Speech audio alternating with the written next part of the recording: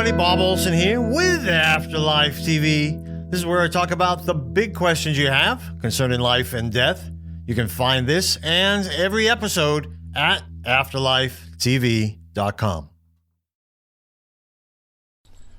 Hi everybody, this is Bob Olson with Afterlife TV. You can find us at afterlifetv.com. This is where we search for evidence of life after death. Today, I'm really excited about our guest today because it involves a movie that I'm sure you're all going to want to go see. It's called The Astral City.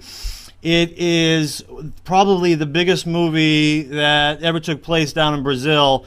And today we have the director and the screenwriter. His name is pronounced Wagner de Assis, and we here in the United States might say Wagner, but I'm going to call him Wagner. That's the way they say it down there.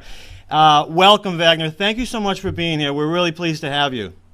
Thank you, Bob. I'm the one who has your thanks because it's such an important moment for us, and be with you and talk about this subject with you. It's such an important thing for us. Thank you. Thank you for everyone. You're entirely welcome. And I know that our audience is very excited about this movie. I do want to just start by saying, or you can tell us a little bit. This is based on a book by Chico Xavier. Why don't you tell us a little bit about that? Yeah, the book was channeled, psychographic. So Chico is the most important medium in Brazil now. He died 9 years ago now. But he has been working for 90 years, 9 decades. So he has channeled more than 425 books from poets and historians, and every single kind of book you can find out of his work. And the most important book is the book which is called Nosso Lar, which is in straight translation means our home. And Nosso Lar is the name of the Astral City. One of the several astral cities that there are above land. There are on our atmosphere, and so the book is the bestseller of his chain of books, and it was published in 1944, which means more than 60 years ago. My goodness! And it was always a wish, a desire for us as storytellers to acquire the rights and tell the story in the big screen, because the story is so powerful. Yes. And we finally got that. We got the possibility with the owners of the rights, and now we came to the movie, and we're very happy. It is indeed the biggest movie ever produced in Brazil with its budget. It's among the top 10. Through the box office, of all times. And now it's coming to America, which is a blast for us. It is. It's exciting. It's exciting for all of us because when something is this big and this important, I love that it crosses over borders to reach another audience. I think you guys were really smart. We will tell people this movie is subtitled because it's all in Portuguese, correct? Yes. And yet...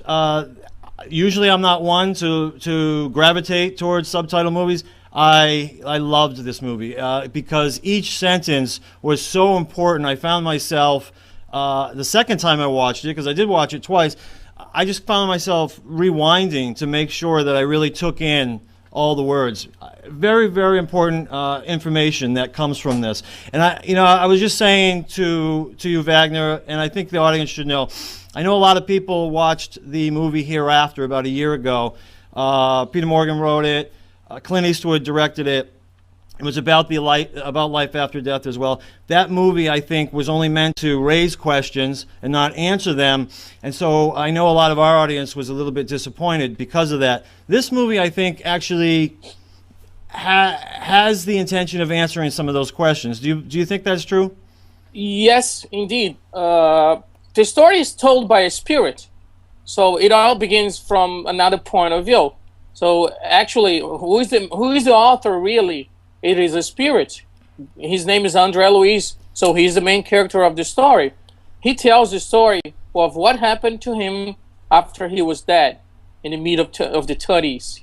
So all his journey, all his self-transformation, all his learning, and everything that he has seen, that he has experienced, is put in the book and it came to the screen. So that's why we took a lot of care with all the dialogues And we took a lot of care with translations as well, because they could be a little tricky if you didn't go to the very specific meaning of what characters were saying, you know. That's right. And I think it's a whole paradigm. It's a new paradigm, you know. It is. I did a lot of research online, and there were a lot of people who knew the book and watched the movie.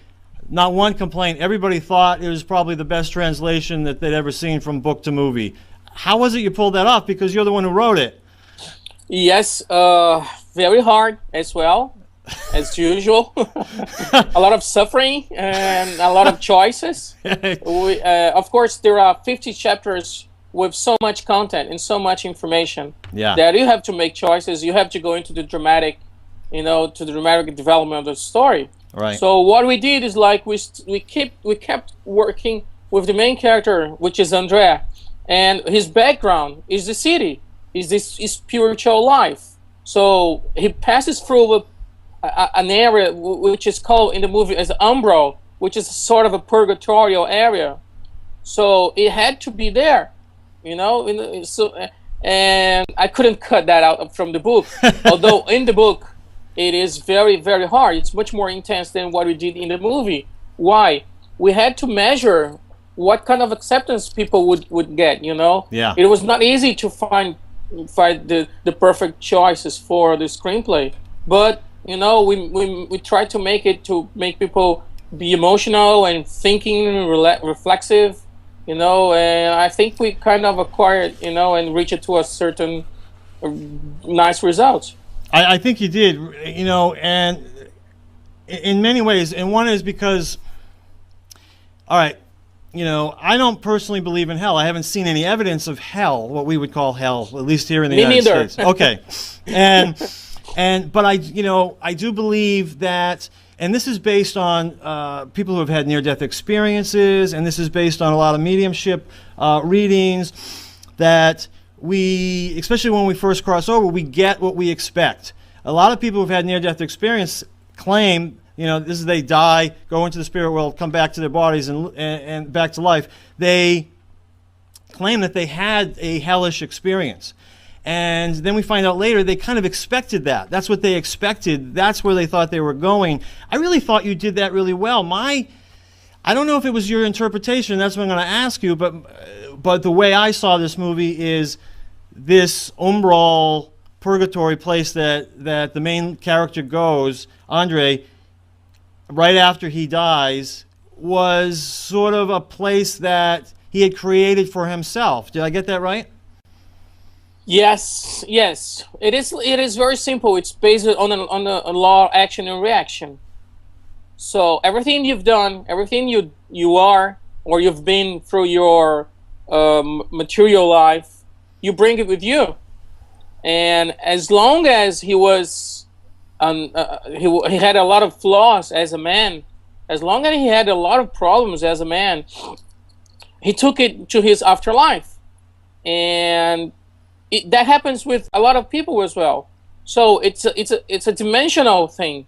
So they live into that area, into that dimension, where they have a synchronicity between them. All those people had committed and had been people with that same kind of behavior or thoughts or selfish, you know. Right. And this is one of the most hard things to adapt from the book, because the book says that Andre was an unconscious suicidal, sir? Is that okay? Yeah, well, we call it suicide, yeah. Suicide, but yeah. he committed suicide unconsciously. So how do you tell this story like that? I know, and I love that part about it. In fact, you know, at first I thought, oh, am I confused here? Am I confused because he's in this umbral place and people are saying, get out, you're a suicide. You caused your own suicide.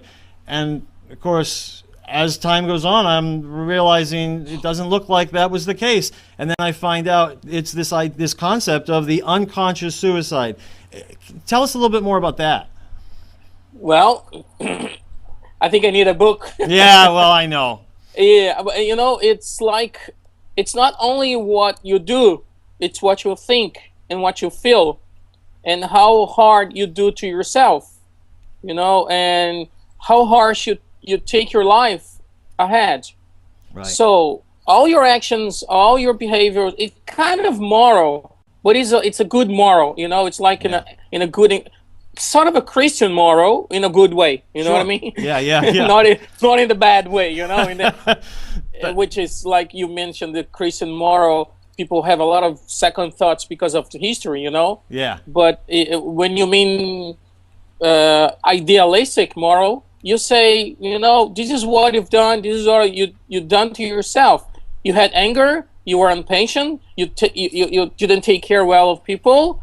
This now belongs to you, and you bring this with you to your life, and you have to work that out on you. I love that because one of the things that you did while he was in this place, he had a lot of flashbacks, and it brought him back to these places that he was not obviously proud of. And I don't know if that was to remind him of these, or it's just when you're in that place, those are the things that you're thinking of. You know, a lot of people will talk about a life review. You get to the spirit world, you have a life review. It's sort of what he was going through at this point, and feeling quite ashamed, maybe regretful of some of the behavior that he had while he was here on Earth. But then the movie goes forward. I love how he gets out of this place. First, he sees some people who are asking for help. They're crying for forgiveness, really. Some people come and take them away into the light. At first, he's not ready. Then, eventually, he starts crying out for help at the deepest depths of his soul, you might say. And when it came from that very honest place is when someone came and brought him to the Astral City. Is that correct? That's the key answer for those who are suffering, even in material life, you know? Yeah. When you regret, when you ask for forgiveness, when you forgive yourself, when you want to start all over again, there's always going to be a hand to be given to you. There's always going to be someone there to be standing for you to help you out. So there's no eternal fire. There's no eternal hell, you know, as there is no eternal paradise. It's a constant transformation. So we try to make as clear as possible that he spent so much time revealing his life that he decided to start all over again somehow. He didn't really know how at that moment. Yeah. But he then realized there are people who were praying for him, who were there they were able to be there. They were ready to be there whenever he was going to ask for. Yeah. And I think this is the most important thing to be understood about this area. It's not a long-term suffering. It's a suffering that you put to yourself. You present it to yourself as long as you doesn't want to start all over again. And this may be, I think everything in the movie may be put to our real life now. You know, it's like, you know, there is life after life. Yes, there is, of course. There is life, or I call life after life. Did you see it? Did you get it? Yes, yes. I don't call it life after that. I did notice that. Yes. So, but you know, the important thing the movie tells on the real underline, you know, on the real subtle idea is that you can change your life now. You can change your paradigm of your life now. That's right. I agree, and I loved that the character. I believe the character who came to take him out of that purgatory was Clarencio. Is that correct? Yeah, it's a minister of the city. That's correct. And so he came, and when just before he left with Andre, he reached out to some of the other people who were there, and they backed away. They weren't ready. Is that sort of what was happening there? You got it. Yeah. It's perfect like that. You know, you can see a fiancé, you can see a couple attached to each other. Yeah. You can see different people. And you can only figure out what kind of mistakes or what kind of things they have done in their lives, in their previous lives, you know. But there was always a hand. There is always someone there for you. Just ask for it. Life After Life, I love that. I actually saw that. I noticed it in the movie the second time I watched it. And there's a book out here, it's probably worldwide, but here in the United States by Dr. Raymond Moody, who wrote about near-death experiences. And that was the title of his book back in, I think, the 70s, but it was called Life After Life. And I love that term because really a lot of people who, we'll say, work in this field, a lot of mediums, don't even use the word death anymore. You know, they talk about crossing over or, you know, passing on, but they don't really use the word die or death. It's not that you are not afraid. Yeah. That's not the point. You know, of course you are afraid. You know, but it's trying to understand the extension of things and trying to understand how you can change your life now. You know, That's the right. idea. Now, the story takes place in 3 locations, right? Describe those 3 locations. Well, one is Earth, his real life, that takes place on the 30s, and it's his family, you know, his wife and kids, and the woman who worked at his house as a servant, and so on. Yeah. And and then there are the dimensions, the other dimensions. One is the Umbra, which we have mentioned before. Yep. And the other one is the city, Astral City, which is called Nosso Lar, which means our home. The idea is that there are several cities above our land, you know, 40, 50 kilometers. I don't know in miles how much that would be, but I can think about kilometers. Yeah. And these cities, they are places where they shelter people who are disembodied, disincarnated, who died. And it's a place, it's a new school or a new hospital or a place for people to gather again. And as the story tells, get ready for another life, which is the idea of life after life after life until you doesn't need to reincarnate anymore. Right. Until you get to a relatively perfection. Yes. Where you can be able to help and not be helped anymore, you know. I loved when Lysias talked about reincarnation and talked about people reincarnate, and he said it made him sad. It made him sad to think about the ministry of reincarnation, because and the movie showed this. His loved ones, people we might call in his soul group, went back to have another lifetime, and his spiritual family. Yeah, spiritual family. I love that. And they would go back to have another lifetime, and he would miss them, basically. So it's the opposite, you know. I mean, separation is always hard for everyone, and it's risky when you go to reborn again, to live again, because you're gonna forget the past. First thing, yeah, because you have to forget the past. Otherwise, you're gonna be killing your enemies forever. Right. You're gonna have enemies forever. So the mercifulness here is like you forget what happened in your life, previous life. You have in your soul the planning or everything that is set for your new life, and you have a temporary forget, you know. Yes. And when you forget, you can start all over again. I see. But it's risky because you can fall. Right. You know? Right. Not do what you hoped you would do when you got there. I loved it. You know, it's so subtle, the way you handled these things, these concepts that you just talked about. So subtle the way you did it, but you covered each and every one of them. It's amazing that the levels of teaching that are going on in this movie, just level upon level. To be able to do that in a movie is amazing. You really did it well. I love it. And another reason I think it's so important. I do want to say the beauty of the movie is amazing as well. I mean, absolutely. First of all, you know, I watched some of the bonuses afterwards, and I could see, again, the umbral, just this huge, like, sand ditch that you worked within. Absolutely humongous. And then the Astral City itself, really so angelic, so beautiful. It wasn't cheesy. It was so well done. To me, it was like you could have really been filming in a place like that.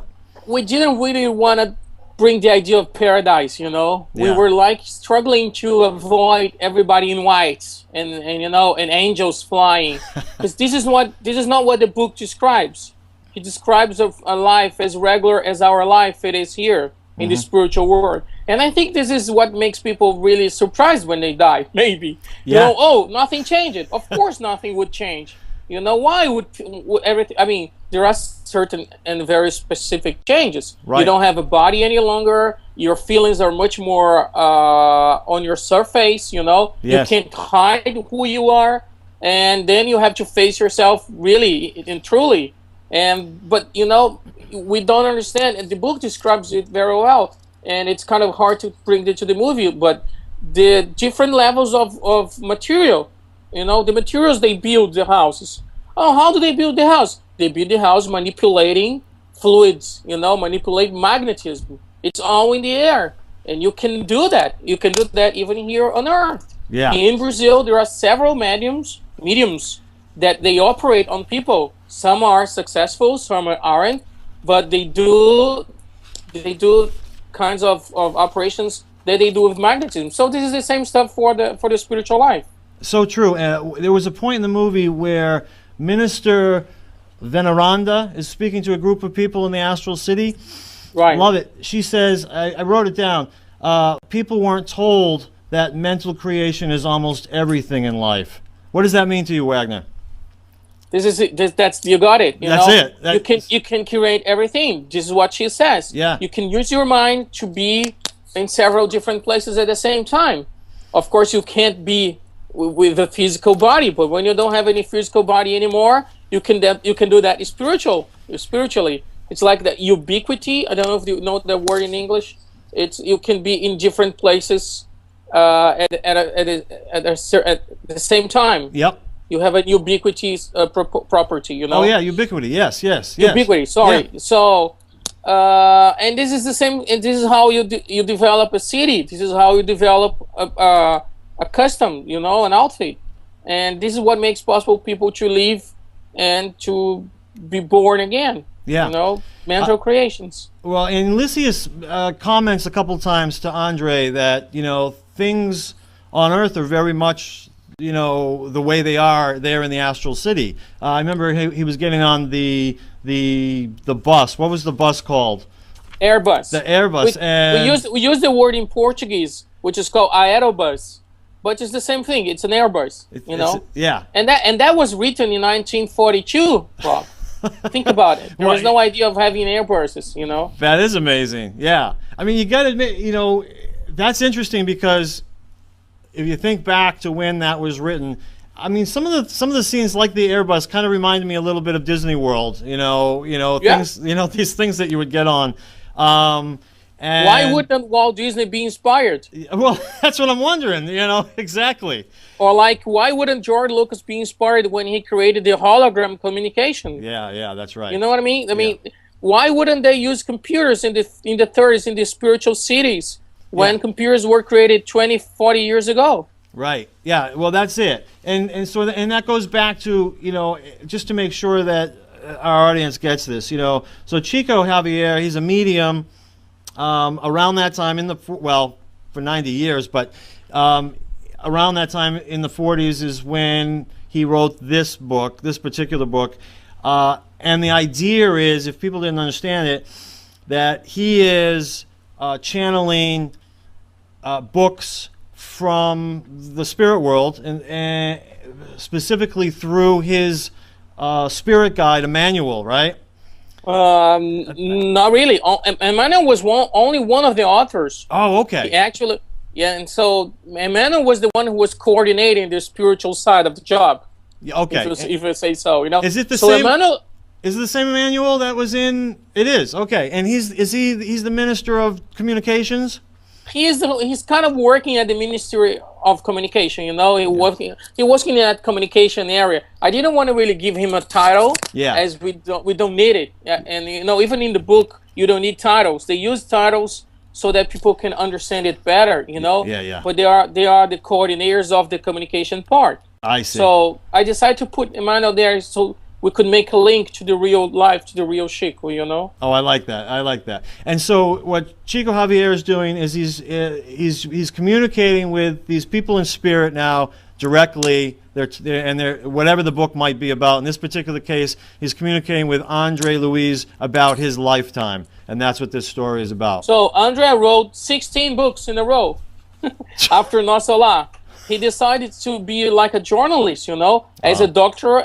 He was a doctor previously. Yeah. So he decided to write. So he wrote a book called The Messengers right after Nosso Lar, which means the work of people who work as guardian angels. Oh, my God. The work of people who work as mentors, you know. Yeah. And it's something very different from what people realize of what angels do. Angels do work a lot. Right. As they say. Yes. Angels do help us a lot, and they cannot interfere in our lives. So he described that, and then he went to describe that in 16 different books. I mean, most of them are in English already. I'm pretty sure. I mean, our home is in English. The Messenger's in English. There's another book called Workers of the Eternal Life.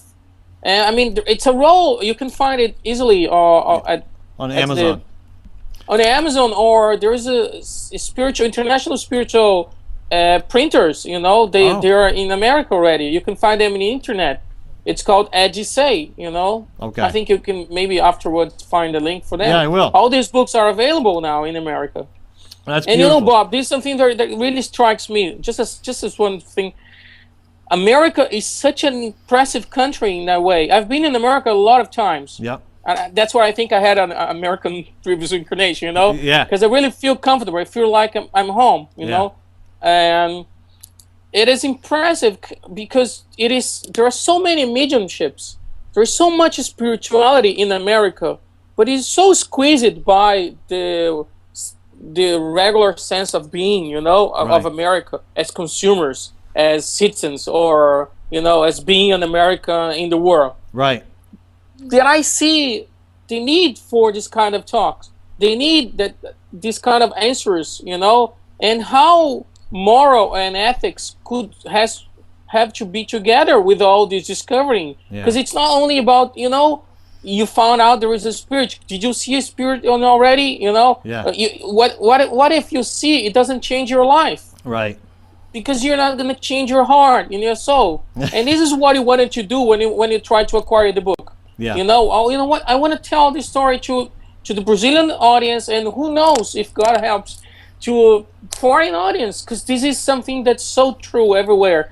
And when I read about America in the 19th century, when I read about the Fox sisters and Andrew Jackson Davis, I realize, you know, this is a country so powerful. This is a country that needs so much, you know, about this love and merciful ethics and moral behaviors. Yes. And then the rest is going to come, because, I mean, it's all, the seeds are there. They just have to be, you know, grow on better again. Am I clear? I'm sorry, I'm not so perfectly clear. Perfectly. It makes complete sense, and really important messages in this movie. It sounds like in all these books, you know, really important messages for anyone to learn. Even the mediums. You know, we have our website now. We have about over 700 mediums on that website. And I will tell you that in my first few years, I've been investigating this field. It'll be 13 years in January. And when I first started to get to know a lot of mediums, I recognized that they weren't all real spiritual people. Kind of, as you say, just because they can communicate with spirit doesn't mean that they're necessarily have a lot of integrity or follow ethics or anything like that. No, think about that. Chico never get a single penny for all the books he has channeled. He has donated all the books' rights. Boy, and he was living by his work. He was living as a public worker, you know, working for the state in a very small job.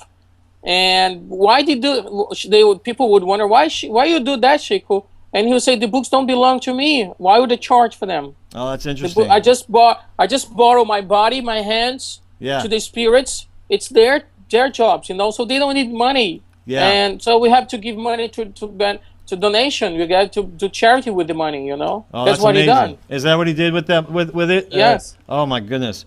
You know, one of the subjects that you cover in there is, you know, so here's this Andre Luiz. He's a doctor, and he lived well, and he now goes to the Astral City, and still sees himself as a doctor. Still sees himself as one of maybe the elite, and very interesting the way. I'm sure the book did it the way you did it in the movie, is sort of to see him recognize that these things of the earthly life, someone says, oh, you people in your earthly diplomas, says that to him at one point. The nurse, they're meaningless. Nurse. They're meaningless things, and ends up, you know, realizing that it's just as important for him to sweep the floor as it is to help heal people. The importance of the small things, right? Yeah. The importance of, it's not what you're really doing, it's why you're doing this, you know? That's right. And there's a lot of philosophy going on in the movie. It's nice because people like to talk about that. Yeah. And I've been receiving a lot of questions, which is really cool. I mean, everyone wants to make a movie that makes people feel and think at the same time. That's right. That's right. Well, you know, I heard that you wanted to make this movie. You had read this book in the 80s. At what point was it that you decided you wanted to make the movie? In the first century of the first 10 years. I mean, really? When I had finished one feature film, and it was 2004, and I thought to myself, you know, we now have better resources for computer graphics.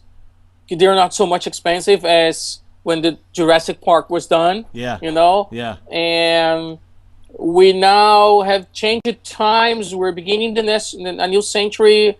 And maybe, what if we could tell the story now? Yeah. I've been giving this book to several people along the last 20 years, you know, and I know how powerful this story is. It's very powerful. It brings a new paradigm of life. Yeah. You really can start to think of changing your life for better. Yeah. If you really understand what's going on, so why not?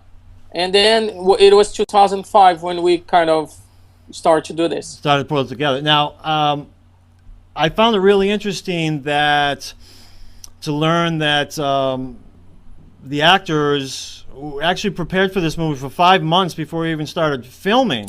Why was it, and what were some of the things that they were doing?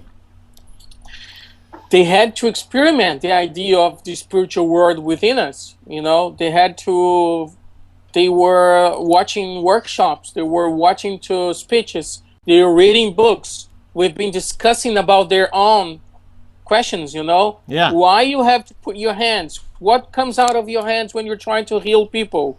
What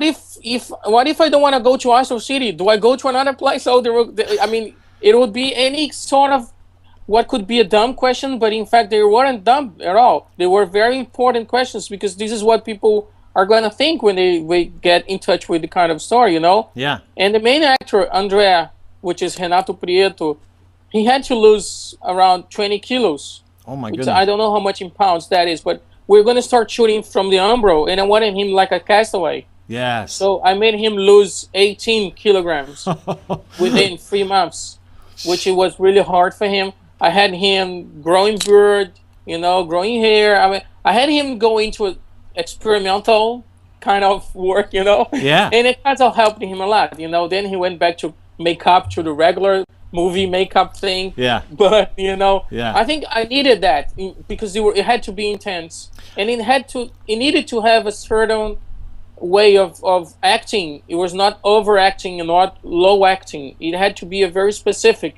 Like those people, they live in an eternal way. Yeah. They're not going to die anymore. So they lost fear of death. Yes. You know? Yeah, I thought it was I mean, the actors I thought were brilliantly cast, and I thought they did a brilliant job. I absolutely loved it. I didn't think, you know, even the main character, Andre, I didn't feel like he overdid it. He didn't underdo it. I just thought he was just right. Lysias, I just thought I don't know, he sort of stole the show a little bit. There's something about his energy as well. Did a great job. I didn't find anybody where I was thinking, what happened there? And you know, Bob, a lot of actors, a lot of artists from the movie, some of them don't even believe in God. They are really? atheists, you know. Well, this must have been an interesting 5 months for them then, preparing. Amazing, because somehow it is not that I wanted them to change, you know. You don't make anyone change, right? You know, it's like, but it's somehow you start to see how they were trying to they didn't want to think about it. And this is something that people do in their regular life. You know, you don't really talk about, what about the spiritual life? And this is something we do a lot in Brazil. We do a lot in the spiritual centers. We do a lot in the soap operas, and now the movies are doing that as well.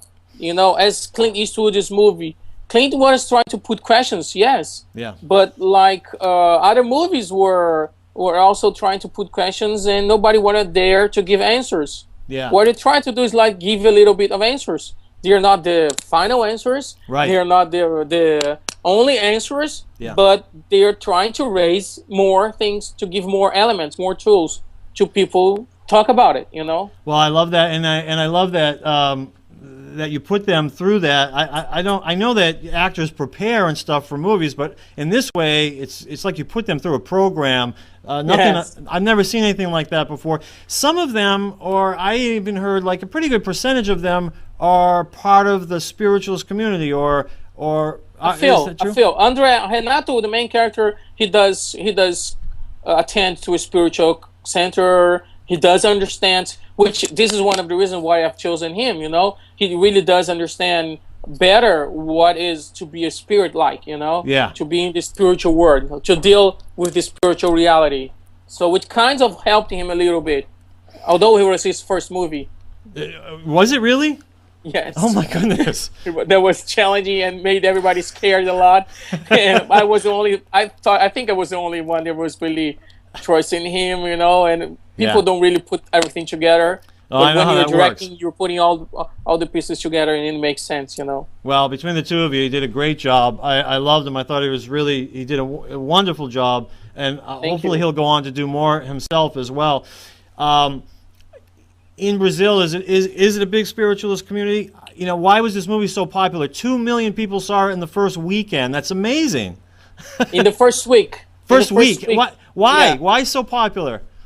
A very spiritual group down there, right? I mean, yes, it is. Indeed, it's a very spiritualized country in a sense.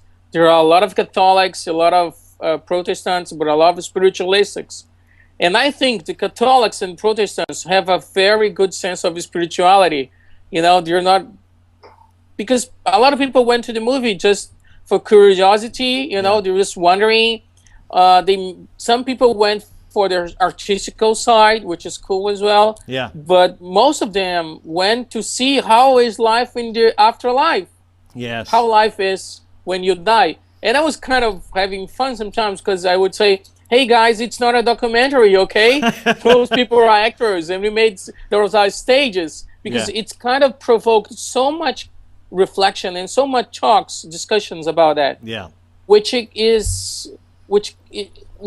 makes me think that it is a common sense, you know, wondering about, and I think this is everywhere in the world. Yeah. This is why it makes me really happy to have the movie in America now. Yeah. You know, and the whole crew understood that. They did. Like, not only the casts, but the art director, the producers, you know, Uli, the DOP. So everybody was, in the end, one day before principal photography started, I thought to myself, is everybody telling the same story? Yeah. Are we on the same track? Yeah. You know, because it is so easy to be out of track. Yeah. And the answer was positive. Thankful. It really was. And you can even tell that, like I said, in the bonus clips that they show at the end, sort of the behind-the-scenes stuff. People, you could tell that they were in love with the movie. They were in love with the story. They were having a great time. Even the director of photography, Yuli, said that it was probably he had the most fun on that set than any other set that he had been on. Amazing people that you had as part of your movie. I will just mention here Yuli Steiger that we were just talking about, director of photography. He was in Godzilla, The Day After, Tomorrow, and Austin Powers. Philip Glass, who wrote all the music, the composer, amazing. He wrote for The Hours, The Illusionist, The Truman Show. And you had this great company from Canada, right? Intelligent Creatures? Intelligent Creatures. They did Watchmen, The Fountain, and Babel, and they did a lot of the digital work for you? They did all the digital work for us. Oh. They are this small house. They are used to work with Hollywood and independent producers as well. Yeah. So they really understood what we needed and what we could. Because the limit for imagination when you're doing movies like this is money, you know? Yeah, yeah. So we had to put all that we could in the budget we had, you know? That's right. I have to mention also the Yafa Brits, the producer in Brazil, which is a young producer, very talented one. Lia Henga, which is the art director. She's an architect. She was like having fun every single day of the work because she was really creating a city, you know? Yes. And we had all the models you can imagine. We have you could see that in the behind the scenes, right? You could, yeah. You had several models, and she was like, let's build a pole like that. Let's build a wall like that, a street. And she was, I mean, she was honored with a prize at the Brazilian Film Festival in Miami with Best Art Direction. Oh my goodness! Which is, and you know, which is very happy for us. Yeah. We were also honored with the Best Art Visual Effects at the Brazilian Cinema Academy, you know, last year. Great, which makes us happy, you know. And Philip Glass is a genius, man. Philip Glass is a genius, and he read the story and he said, you know, I can do that. Simple as that. Really, that easy? Yeah. My goodness. Well, obviously they had a lot of faith in you as well. There's no question in my mind. I do have to mention that one scene with the wall, so well done. Everything about it, very emotional scene in there. In the middle of the movie where during World War II you have a lot of people coming to the Astral City. Very emotional scene. People should get ready for that. Just amazing. Just the wall, when it comes back together, it closes after they walk into the Astral City, and you just see all the stones sort of moving close together. Just looks so real. All I can tell you, it didn't look like there was anybody that didn't know what they were doing. People, it's like, knew exactly what was going on. You hired some real professionals in it, and it showed in the ultimate result of this movie. You know, any last things you want to say? We're running out of time about this movie.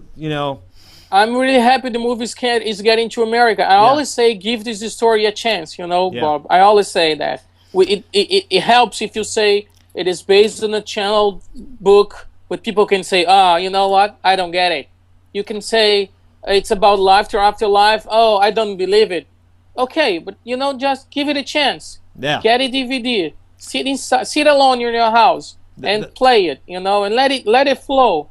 And then, you know, see what happens. Well, that's what I love about the fact that here in the United States we can get it on DVD. You can get it on iTunes. They can download it on iTunes on December 6th. After December 6th, Amazon.com will be selling it. Strand Releasing. I'm going to show you that name right here. StrandReleasing.com. They sent me that. Their website is also going to be selling it.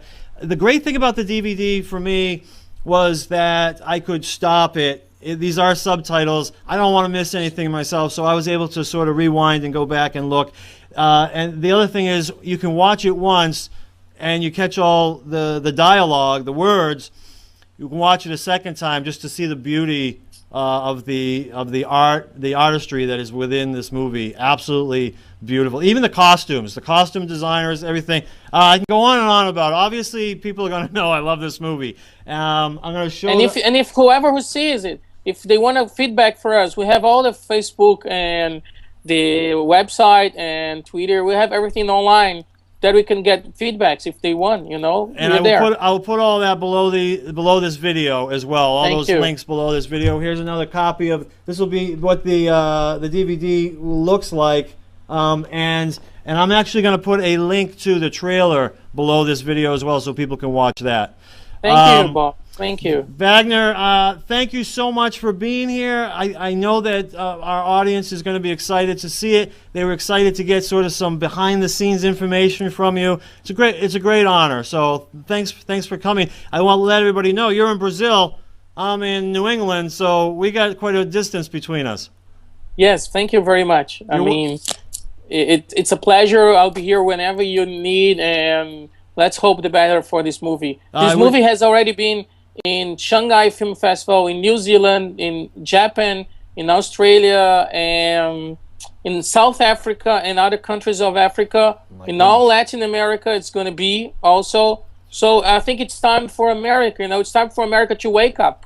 You know, and I hope this movie, a movie doesn't change a society, of course, but I hope this movie helps people's heart. You know, I hope this movie it shakes people. You know, hey, wake up. I think it will. It's time for a better life. It's time for a better world, you know? I agree with you, and I love what you said. You know, it's not meant to be literal. Let people make their own interpretations, but it gives you something to start with, to go on and to start conversations and start your own brain thinking about this. To me, that's what it's all about, you know? Thank you, Bob. All right, thanks. You very much. Best of luck with it. Congratulations for your search. Oh, you're going to get there. You're always going to get your Thank you.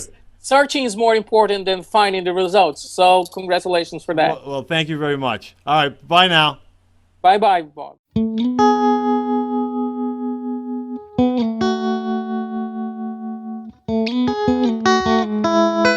you enjoyed that Afterlife TV episode. I want to thank our sponsor, Best Psychic Directory. This is my site where I've vetted all of the psychics and mediums and animal communicators on there. And you also can read over 12,000 reviews from people just like you who have got incredible readings with these gifted people. That's bestpsychicdirectory.com. Now, if you want to make sure not to miss an episode of Afterlife TV, go to afterlifetv.com, sign up for our newsletter, or you can either like or follow us on Facebook, Twitter, or subscribe on YouTube. Finally, if you could just check out my books. The first one is Answers About the Afterlife. That answers over 150 questions about life after death. And my second book is The Magic Mala. Magic Mala is all about what I learned about life while investigating the afterlife. You can check out those two books by me at bobolson.com. That's BOBOLSON.com.